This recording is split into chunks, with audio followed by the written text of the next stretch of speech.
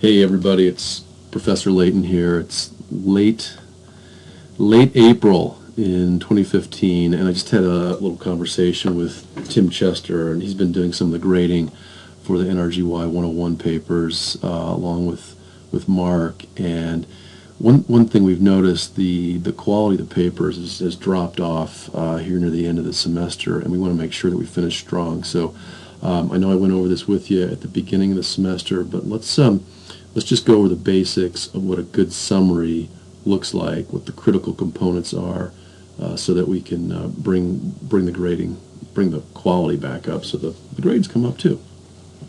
So what I'm going to do is drop into a summary that a student wrote a few years ago. I think at the time it was summary 2, but you'll probably recognize this paper. It was the paper that I authored in 2008. The student's name is Michel Wallamack. He's actually one of our alums now. Michel works at the embassy, Belgian embassy in Washington, D.C., and took the energy tech program really to bolster his own energy technology vocabulary, because he's out there writing economic policy for Belgium and figuring out what their energy future looks like. So first of all, these summaries have to be 300 words or more, and I know that most of you will text that many words in a day, so 300 words is not too tall of an order. I'm just looking here at Michel's work, and he's pushing 800 words, and I'll find a lot of times too, if I'm really getting into a topic, it's hard to stop writing. So, and another thing just about writing in general is the first time you put something out there, it's not going to be perfect. It's better just to put all your thoughts out there, get them on the page while they're flowing to you, type them out, then come back through and organize them later. So the way to organize the paper is to start off with an introductory paragraph, and I'm just going to read this one by Michel. It's going to get the reader interested in what the topic is. It's going to get them thinking about it, and it's going to want to make them read more. So let me just read the first one here and see how he does. Bradley Layton, 2008, the author, notes the differences in units in measuring energy densities of solids, liquids, or renewable energies. Pretty close. Not exactly what I was doing, but good, close enough. He therefore proposes a new calculation which would allow comparing different energy densities, but also better understanding the human relationship towards energy. So that's a good start. He encompasses most of what the paper is about, and hopefully in that opening paragraph there's a little bit for everybody. You know, it's obviously you're writing this paper so that your instructor grades it and gives you a good grade, but you're also writing this for your peers, people that care about the same topic. On that note, it's critical that you post your summary twice. You're going to post it once for peer review, for everyone in the class to see, give you a little bit of feedback, and then you're going to post it for grading once you've received that feedback. So you're reading this because I've posted it to the forum that you're reading, and anyway, please stick to those guidelines. Post it once for everyone in the class to read, and then post it again for final grading. Okay, so let's look at the second paragraph. In his article, comparison of energy densities of prevalent energy sources in units of joules per cubic meter, the author, Bradley Layton, and what I said here is he doesn't have to say the author's name again, so I just said redundant out here in the comments, notes the differences in units in measuring energy densities of solids, liquids, or renewable energies. Well, just a little bit of tech there. So renewable energy sources can be solid, liquid, or gas. So an example of renewable solid would be biomass.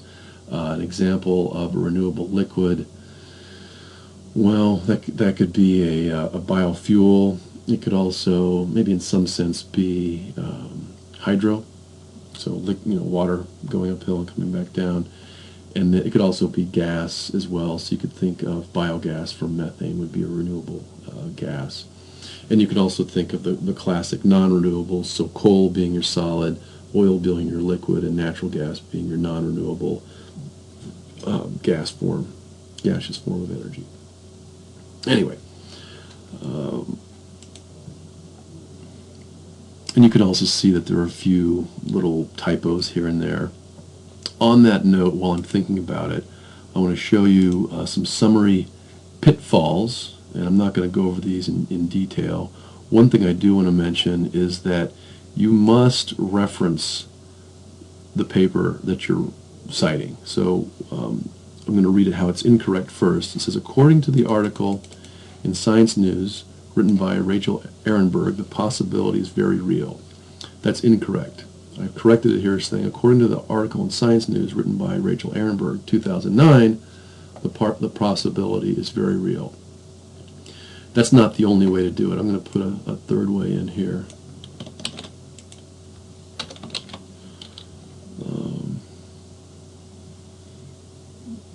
Let me just start it this way. Move that there.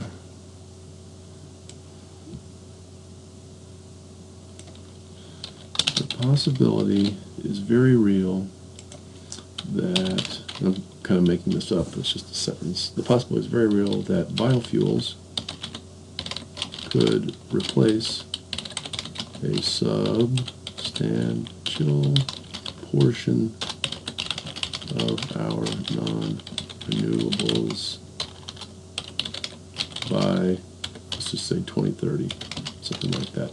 Now here you want to put, you want to remove the author's first name, put parens around the site, comma there, period, boom. So that's another way to do it.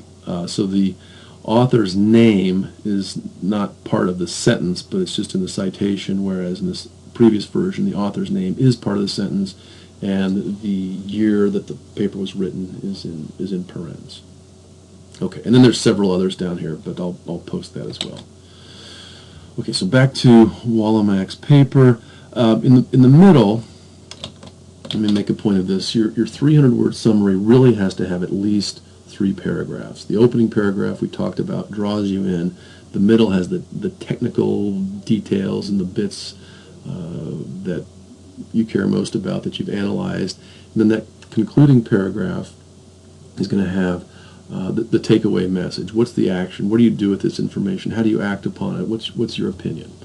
So let's just skip all the way down to that and see how he did.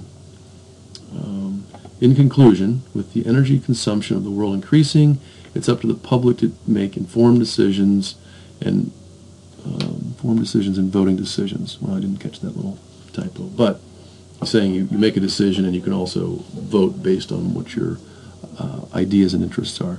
There are multiple options from our investment to our daily behavior, but also several conflicting interests. It's going to be true in any scenario. The human-enabled disasters are, however, there to remind us of the emergency. So, you know, you've read the paper, and you know the reality of increased fossil fuel emissions, and that's what he's referring to. So it's a call to arms. It's a call to make a change in terms of our energy choices. And down here, the reference, he's put the author's name. He's got the year in here. He's all the critical bits of information. You don't have to put this bit there. That's not important for me. And then also on this guy, it's a little distracting, so I would put that in title case, like so. And then change that preposition to be uncapitalized.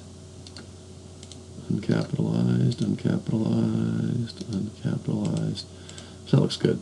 Another thing, and a lot of you are not doing this, but you need to have some title that is your own title, your own catchy title. And it's something you're probably gonna write last. After you've written your summary, what's a good sort of summary catchphrase title to use? And that's what you want to use, is your own unique title. So this is an example of a great summary. And so remember, you got to hit 300 words or you're not going to get full credit. You got to have those 3 paragraphs, nice opener, nice meaty middle, and a nice conclusion. You can have more. You're not going to get penalized for having more than 3, but that's the minimum.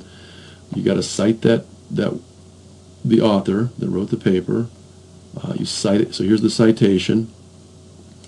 And this is not the best opening sentence. Normally you would start off with something more like the Ehrenberg we were reviewing a second ago. You'd start off more with the possibility, and then typically the citation goes closer to the end of the sentence, but he's got it in there. He did it correctly.